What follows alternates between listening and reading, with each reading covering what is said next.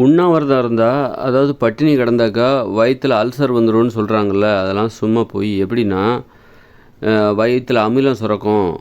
நீ சாப்பிடவே இல்லைன்னா வயித்துல அமிலம் சுரக்கும். இரைப்பையில் அமிலம் சுரந்து அந்த அமிலம் வந்து இரைப்பையில் புண்ணாக்கிடும் அப்படின்னு சொல்கிறாங்கல்ல. அது எப்படி பொய் அப்படின்னா, அது ஒரு பொய்யான தகவல். எப்படின்னா, உணவு போனால் தான் அமிலம் சுரக்கும். அதை செரிமானம் செய்வதற்காக தான் அமிலம் சுரக்கும். அமிலம் சுரந்து காத்துக்கிட்டே இருக்குமா? எப்போ உணவு வருது நம்ம அதை செரிமானம் பண்ணலான்னு காத்துக்கிட்டு இருக்குமா? அப்படி கிடையாது. நீ சாப்பிடாத வரைக்கும், உனக்கு பசிக்கிற வரைக்கும், நீ சாப்பிடாத வரைக்கும் வயிற்றில் எந்த அமிலமும் சுரக்காது. உள்ள உணவு போது பாருங்கள். நீங்கள் ஒரு சாப்பாடை சாப்பிட்றீங்க, ஒரு கொய்யா பழத்தை சாப்பிட்றீங்க, ஒரு ஆப்பிளை சாப்பிட்றீங்க, ஒரு வாழைப்பழத்தை சாப்பிட்றீங்க. அந்த சாப்பிடும்போதே அங்கே வயிறு ஓஹோ வருது, உணவு வருது, அப்போவே தயாராகிடும். அப்போது கொஞ்ச நேரத்தில் வயிற்றுக்குள்ளே போயிடும். ஒரு செகண்ட் கூட ஆகாது, வயிற்றுக்குள்ளே போயிடும். உடனே அந்த உணவு என்ன உணவுன்னு பார்த்து அந்த உணவுக்கு தகுந்த மாதிரி அமிலங்களை சுரந்து அது செரிமானம் செய்யும். ஒவ்வொரு உணவுக்கும் ஓஹோ இப்போ வந்த உணவு இந்த உணவு, அப்போ இதுக்கு தகுந்த மாதிரியா இதை செரிமானம் செய்வதற்கு இந்த அமிலம் அதுலேயும் நிறைய இருக்கும்ல. இன்னும் உடல்னால் சும்மாவா அது சாதாரண விஷயமா? அப்போ ஒவ்வொரு உணவுக்கு தகுந்த மாதிரி, இப்போ வாழைப்பழம் சாப்பிட்றோன்னா அதை செரிமானம் செய்வதற்கு இந்த அமிலம் தேவை. எல்லாத்துக்கும் ஒரே அமிலமாக அங்கே இருக்கும் வயிற்றுக்குள்ளே. அப்படி இருக்கலாம், நான் ஒரு யூகத்தில் சொல்கிறேன், தப்பாக கூட இருக்கலாம். அதனால் இப்போ வாழைப்பழம் போதா வயிற்றுக்குள்ளே, அப்போ அதை செரிமானம் செய்வதற்கு குறைவான அமிலம் போதுமானது, அதுவும் குறிப்பிட்ட வகையான அமிலம் போதுமானது. அப்புறம் கொய்யாப்பழம் வருதா, இதுக்கு வேறு வகையான அமிலத்தை சுரக்க வேண்டியிருக்கும், அப்போ அதுக்கு இவ்வளவு போதுமானது அப்படின்னு உள்ளே போனால் தான் அது அமிலமே சுரக்கும். அந்த உணவை செரிமானம் செய்வதற்கு தேவையான அமிலம் அந்த உணவு வயிற்று இரைப்பைக்குள் போன உடனே தான் சுரக்குமே தவிர, நீ காலை உணவை சாப்பிடல அப்படின்னா அமிலம் சுரந்து அப்படியே இரைப்பையை புண்ணாக்கிறோம் அப்படின்னா, அப்போ இந்த உலகத்தில் எல்லாருடைய இரைப்பையும் புண்ணாக தான் இருக்கும். எல்லாருக்கும் அல்சரோடு தான் இருப்பாங்க.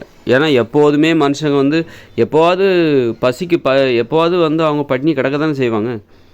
எப்போதுமா சாப்பிட்டுட்டே இருப்பாங்க. ஏதோ ஒரு வேளை தாமதமாகலாம், அப்போல்லாம் அமிலம் சுரந்து அந்த இரைப்பையை புண்ணாக்கிடுச்சுன்னா, அப்போ இந்த உலகத்தில் வயிற்றில் புண்ணு அல்சரோடு தான் எல்லாருமே இருக்கணும். அதனால் இப்போ நான் கூட தான் 5 நாள் ஏகப்பட்ட நாள் நான் பட்டினியை கிடந்த நாட்கள் தான் அதிகம். நான் வேணும்னே எனக்கு காலையிலலாம் உணவு அதிகமாக சாப்பிடவே பிடிக்காது. 5 நாள்லாம் தண்ணி மட்டுமே குடிச்சிட்டு நான் பட்டினி கிடந்திருக்கேன். அப்போல்லாம் என் வயிறெல்லாம் புண்ணாக தான் நான் இருக்கணும், எனக்கு அல்சர்லாம் கிடையாது. அதெல்லாம் கிடையவே கிடையாது. அதனால் ஒரு உணவு எப்போ அதாவது பட்டினி கிடந்தால் அல்சர் வந்துடும்னு சொல்கிறாங்களா, அது தப்புங்கிறதுக்கு தான் சொல்கிறேன். நீங்கள் ஒரு உணவை சாப்பிட்றீங்க, இப்போ ஒரு காய்கறி பொரியல் சாப்பிட்றீங்க, அல்லது சோறே கூட நீங்கள் சாப்பிட்றீங்க, இட்லியை கூட சாப்பிட்றீங்கன்னா, அந்த இட்லி வயிற்றுக்குள்ளே போன உடனே தான், இரைப்பைக்குள்ளே விழுந்த உடனே தான் அதை செரிமானம் செய்வதற்கு தேவையான அமிலங்கள் சுரக்கும். அப்போ எவ்வளோ அமிலம் சுரக்கணும், எவ்வளோ உணவு வந்திருக்குது, அதை செரிமானம் செய்வதற்கு எவ்வளோ அமிலம் தேவை, அப்போ தான் அது சுரக்குமே தவிர, நீ பட்னியாக கிடந்தாலே அமிலம் சுரந்து எப்படா இவங்க சாப்பிடுவாங்க அப்படின்னு காத்து கிடக்காது. இப்போ உதாரணத்துக்கு நீங்கள் விந்து சுரக்குது, உடலுறவின் போது விந்து சுரக்குது அப்படின்னா, உடலுறவு காம உணர்ச்சி ஏற்பட்டால்தான், அந்த உடலுறவில் ஈடுபட்டால்தான் அந்த விந்து சுரக்கும். சும்மாவே சுரக்குமா?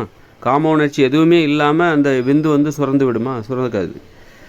ஏதாவது ஒரு நினப்பு, அது கற்பனையிலேயாவது உனக்கு காம உணர்வு வர வேண்டும், காம எண்ணம் வர வேண்டும். காம கற்பனைகள், காமம் கலந்த கற்பனைகள் வந்தால் தான் உனக்கு ஆண்களுக்கோ விரைப்புத்தன்மை வரும். அதனை தொடர்ந்து விந்து சுரப்பதற்கு தயாராக இருக்கும். காரணமே இல்லாமல் அங்கே எதுக்கு விந்து சுரக்கணும்? அதே மாதிரி தான் இரைப்பையில் அந்த உணவை செரிமானம் செய்வதற்கான அமிலம் எப்போ சுரக்கும் அப்படின்னா, அந்த இரைப்பைக்குள்ளே உணவு போய் உட்காரணும், உணவு போய் விழுந்தால் தான், அப்போ தான் அதுக்கு தேவை. அதை செரிமானம் செய்வதற்கு அமிலம் தேவைப்படுகிற பொழுது தான் அங்கு அமிலம் சுரக்குமே தவிர, இரைப்பைக்குள் தேவையில்லாமல் அங்கு இரைப்பைக்குள் அமிலம் சுரக்காது. அதனால் பட்டினி கிடந்தால் வயிறு புண்ணாயிடும் அப்படிங்கிறதெல்லாம் சும்மா, அது பொய்.